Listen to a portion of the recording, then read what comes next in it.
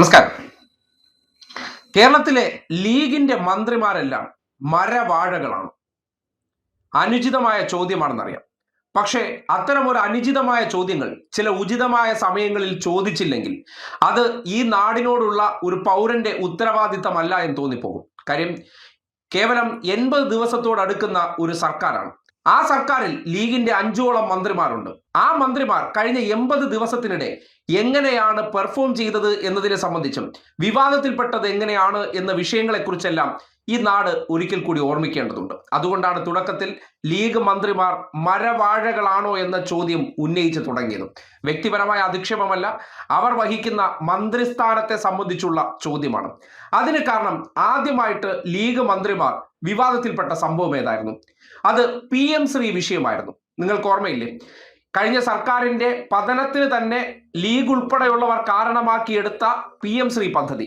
ആ PM ശ്രീ പദ്ധതിയുമായി ബന്ധപ്പെട്ട കഴിഞ്ഞ മന്ത്രിസഭ അത് മെമ്മറാണ്ടം സൈൻ ചെയ്തു എന്നതിന്റെ പേരിൽ വലിയ വിവാദമുണ്ടാക്കിയവർ, അങ്ങനെ സ്വാതന്ത്ര്യ സമരത്തിന്റെയും നെഹ്റുവും ഗാന്ധിജിയെല്ലാം പുറത്തേക്ക് പോകുന്ന ആ പാഠ്യപദ്ധതി സംഘപരിവാറിന് വേണ്ടി ഈ നാട്ടിൽ നടപ്പാക്കുന്നു, അതിന്റെ വിധേയത്വമാണ് ഇടതുപക്ഷ സർക്കാർ നടത്തുന്നു എന്ന ആക്ഷേപം ഉന്നയിച്ചുകൊണ്ട് അതിനെതിരെ വലിയ പ്രതിഷേധ സമരവും മുസ്ലിം മതവിഭാഗങ്ങൾക്കിടയിൽ ആ പാഠ്യപദ്ധതിയുമായി ബന്ധപ്പെട്ട് ലീഗുകാർ പറയാൻ പറ്റുന്ന പരമാവധി പരദൂഷണം അവരുടെ ചെവികളിൽ പറഞ്ഞു.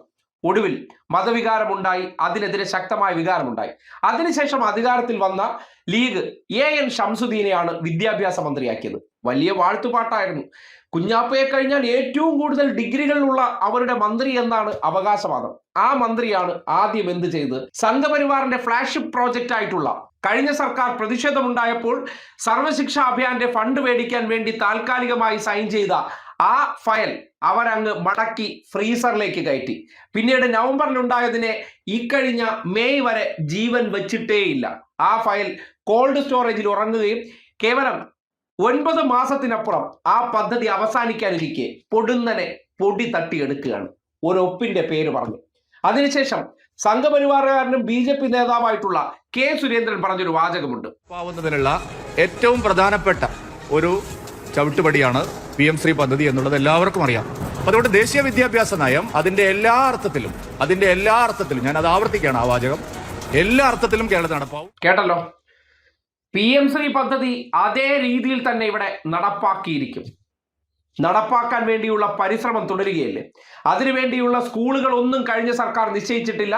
അതെല്ലാം നിശ്ചയിക്കുമെന്ന് മന്ത്രിയായിട്ടുള്ള ഷംസുദ്ദീനെ മുൻനിർത്തിക്കൊണ്ട് UDF കൺവീനർ കൂടി പറയുമ്പോൾ UDF യോഗത്തിൽ ലീഗ് മന്ത്രിമാർ ഉൾപ്പെടെ പങ്കെടുത്തതിന് ശേഷമാണ്. അപ്പോ സംഘപരിവാറിന്റെ ആഗ്രഹം ആദ്യ തവണ നടപ്പിലാക്കിയത് ഷംസുദ്ദീനാണ്. ആ വിവാദം ആളിപ്പടർന്നപ്പോൾ അതിനൊരു സബ് കമ്മിറ്റി വെച്ചു. ഇനി സബ് കമ്മിറ്റി തീരുമാനത്തിന് വിട്ടിരിക്കുകയാണ്.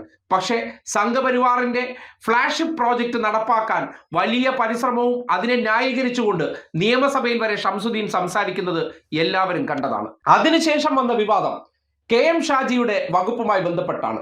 തദ്ദേശ സ്വയംഭരണ സ്ഥാപന മന്ത്രിയായിട്ടുള്ള KM ഷാജി തിരുവനന്തപുരം കോർപ്പറേഷൻ ഭരണം പ്രതിസന്ധിയിലായി. R സുഗതൻ എന്ന ക്രിമിനൽ കൗൺസിലർ, അദ്ദേഹം കാപ്പ ചുമത്തി ജയിലിൽ അടയ്ക്കപ്പെട്ട സന്ദർഭത്തിൽ അദ്ദേഹത്തിന് അയോഗ്യത കൽപ്പിക്കപ്പെടുന്ന അവസ്ഥ ഉണ്ടാകുകയാണ്. കാരണം തുടർച്ചയായി 3 തവണ അവധിയെടുക്കാതെ സുഗതൻ കൗൺസിലിൽ പങ്കെടുത്തിട്ടില്ല. 3 എണ്ണത്തിൽ പങ്കെടുക്കാതായാൽ അദ്ദേഹത്തിന് സ്വാഭാവികമായും അയോഗ്യതയുണ്ടാകും. കാപ്പ കേസ് പ്രതിയാണ്. അങ്ങനെയുള്ള വ്യക്തിക്കാണ് പൊടുന്നനെ തദ്ദേശ സ്വയംഭരണ വകുപ്പിൽ നിന്ന് ഒരു പ്രത്യേക ഉത്തരവ് പുറത്തിറങ്ങുകയാണ്. അതായത് കേട്ടുകേൾവി ഇല്ലാത്ത രീതിയിൽ സുഗതന് അവധി അപേക്ഷ കൗൺസിലിന് കൊടുക്കാം. ആ കൗൺസിൽ പാസാക്കിയെടുത്താൽ ഈ ഒരു ഉത്തരവിന്റെ ഭാഗമായിട്ട് അദ്ദേഹത്തിന്റെ അവധി അംഗീകരിക്കപ്പെടുമെന്നുള്ള നഗരസഭാ ഭരണ പ്രതിസന്ധി ഒഴിവാക്കാൻ വേണ്ടിയുള്ള അതിനിർണായകമായ ഉത്തരവ്. ആർക്ക് വേണ്ടിയാണ്? മന്ത്രിയായിട്ടുള്ള KM ഷാജി പിന്നീട് പറയുകയാണ് ഉദ്യോഗസ്ഥനാണ് അത്രേ ചെയ്തത്. അങ്ങനെയാണെങ്കിൽ ആ മന്ത്രി കസേരയിൽ ഇരിക്കുന്ന വ്യക്തിയെ തുടക്കത്തിൽ പറഞ്ഞ വാക്ക് വിളിക്കണമോ വേണ്ടയോ? കാര്യം മന്ത്രി എന്തിനാണ്? ഉദ്യോഗസ്ഥരെ നയിക്കാനാണ്. മന്ത്രി വേണ്ട എന്ന് പറഞ്ഞാൽ വേണ്ട തന്നെ. അത് മറികടന്നുകൊണ്ട് സുഗതന് വേണ്ടിയുള്ള ആ പ്രത്യേക ഉത്തരവ് പൊടുന്നനെ ആഭ്യന്തര വകുപ്പിൽ പോകുന്നു. അതിനുശേഷം സുഗതന് വേണ്ടി ഒരു പ്രത്യേക കൗൺസിൽ ചേർന്ന് അദ്ദേഹത്തിന്റെ അവധി അംഗീകരിച്ചുകൊണ്ട് തിരുവനന്തപുരം നഗരസഭയുടെ ഭരണ പ്രതിസന്ധി ഒഴിവാക്കി കൊടുക്കുന്നു. ആരാണ് അതിന് ചുക്കാൻ പിടിച്ചത്? KM ഷാജി എന്ന ലീഗ് മന്ത്രി. അപ്പോ ലീഗ് മന്ത്രിയുടെ ആ പ്രവർത്തനം മരവാഴ പ്രവർത്തനമായിരുന്നോ അല്ലയോ? നിങ്ങൾക്ക് പറയാം.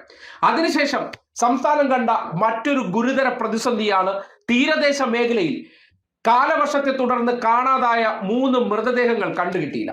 ആ മൃതദേഹങ്ങൾ കണ്ടുകിട്ടാത്ത സന്ദർഭത്തിൽ ലീഗ് മന്ത്രിയായിട്ടുള്ള അബ്ദുൽ ഗഫൂർ ആണ് ഫിഷറീസ് മന്ത്രി.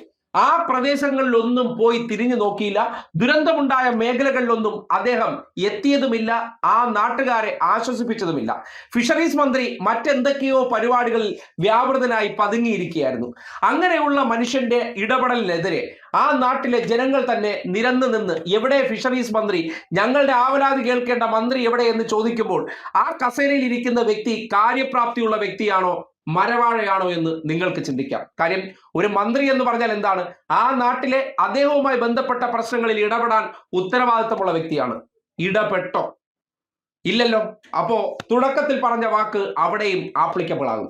ഏറ്റവും ഒടുവിൽ ദേ വന്നിരിക്കുന്നു ഇക്കുറിയും ലീഗിന്റെ സ്വന്തം ശംസുദ്ദീൻ.